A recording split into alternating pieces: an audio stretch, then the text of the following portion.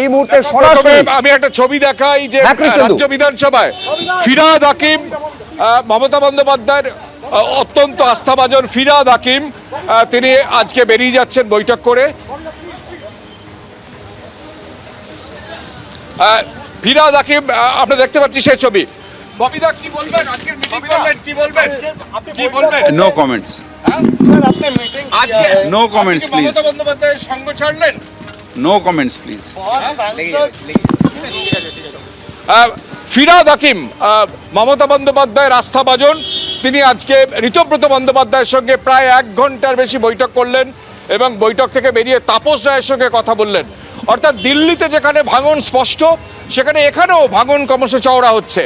দিল্লিতে যেটা সর্বশেষ সিদ্ধান্ত জানা যাচ্ছে, শর্মিলা সরকার এমপি যেটা আমাদের সঙ্গে কথোপকথনে জানালেন যে ভূপেন্দ্র যাদবের সঙ্গে তাদের বৈঠক হয়েছে এবং সেই বৈঠকে উপস্থিত ছিলেন রাজ্যের মুখ্যমন্ত্রী শুভেন্দু অধিকারী এবং বিপ্লব দেব ত্রিপুরার প্রাক্তন মুখ্যমন্ত্রী। ভূপেন্দ্র যাদবের বাসভবনে বেলা 12টা থেকে 2 ঘন্টার প্রায় বৈঠক হয় এবং সেই বৈঠকে তৃণমূলের 20 জন এমপি সেখানে উপস্থিত ছিলেন।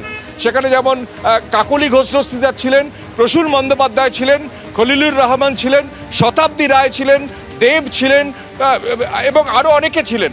এরকম 20 জন এমপি সেখানে উপস্থিত ছিলেন এবং সেখানে প্রায় 2 ঘন্টার বৈঠক হয় এবং সেই বৈঠকের পর যেটা সিদ্ধান্ত হয় যে তৃণমূলের যারা এমপি তারা যেভাবে রাজ্য চলছে তাতে তারা প্রত্যেকে অসন্তুষ্ট, বিশেষত দুর্নীতির কারণে তারা অসন্তুষ্ট, বারবার বলেও তারা সেটা সুরাহা পাননি এবং এই অবস্থায় তারা একটা আলাদা ব্লক তৈরি করছেন।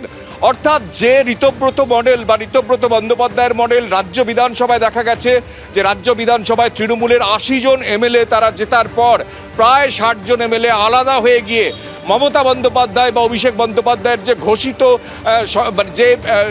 যে প্যানেল, সেই প্যানেলকে সরিয়ে দিয়ে বুড়ো আঙুল দেখিয়ে তারা নিজেরা প্যানেল তৈরি করেছেন।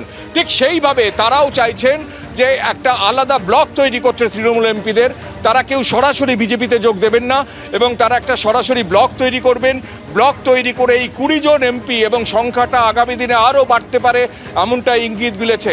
এবং তাৎপর্যপূর্ণ বিষয় হচ্ছে যেটা সূত্র মারফত জানা যাচ্ছে যে ভূপেন্দ্র যাদব বিজেপি নেতা এবং যিনি দায়িত্বে ছিলেন রাজ্যের বিধানসভা নির্বাচনের, সেই ভূপেন্দ্র যাদবের বাসভবনের সেই বৈঠকে রাজ্যের মুখ্যমন্ত্রী শুভেন্দু অধিকারী যিনি এখন দিল্লিতে আছেন তিনি উপস্থিত ছিলেন এবং বিপ্লব দেব উপস্থিত ছিলেন। তাদের উপস্থিতিতে তৃণমূলের 20 জন এমপি তারা উপস্থিত হয়ে সিদ্ধান্ত নিয়েছে সর্বসম্মতিক্রমে যে তারা একটা আলাদা ব্লক তৈরি করবেন। অর্থাৎ রাজ্য বিধানসভায় যেভাবে একদম 80 জন বিধায়কের মধ্যে 60 জন বিধায়ক আলাদা একদম সরাসরি আলাদা হয়ে একটা নতুন ব্লক তৈরি করেছেন, তাদের তরফ থেকেই বিরোধী দলনেতা তৈরি হয়েছে, তাদের তরফ থেকেই 4 জন ডেপুটি লিডার তৈরি হচ্ছে এবং যেমন চিফ হুইপ তৈরি হয়েছে তেমনি সেখানেও চিফ হুইপ করা হয়েছে কাকলি ঘোষ দস্তিদারকে। অর্থাৎ বারাসাতের MP Kakoli Ghosh দস্তিদারকে chief whip করা হয়েছে এবং তারা চিঠি লিখে এই 20 জন সেই চিঠিতে স্বাক্ষর করেছেন, সেই চিঠি জমা দেওয়া হয়েছে। অর্থাৎ সব মিলিয়ে ভাঙন একদম দিল্লিতে স্পষ্ট। ভাঙন মমতা বন্দ্যোপাধ্যায়ের হাতে সংসদীয় দলও আর নেই, যেখানে মমতা বন্দ্যোপাধ্যায় অভিষেক বন্দ্যোপাধ্যায় দিল্লিতে উপস্থিত সেখানেও তার হাত থেকে হাতছাড়া হয়ে গেল দিল্লির সংসদীয় দল। আর আরও তাৎপর্যপূর্ণভাবে আমরা যেখানে দাঁড়িয়ে আছি রাজ্য বিধানসভার বাইরে, সেখানে ফিরহাদ হাকিম মমতা বন্দ্যোপাধ্যায়ের পরম আস্থাভাজন তিনি পর্যন্ত প্রায় 1 ঘন্টার বেশি বৈঠক করলেন ঋতব্রত বন্দ্যোপাধ্যায় সহ বিদ্রোহী বিধায়কদের সঙ্গে।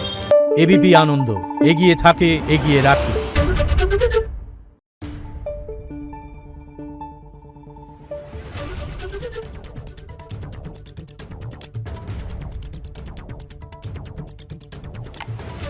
Thank you.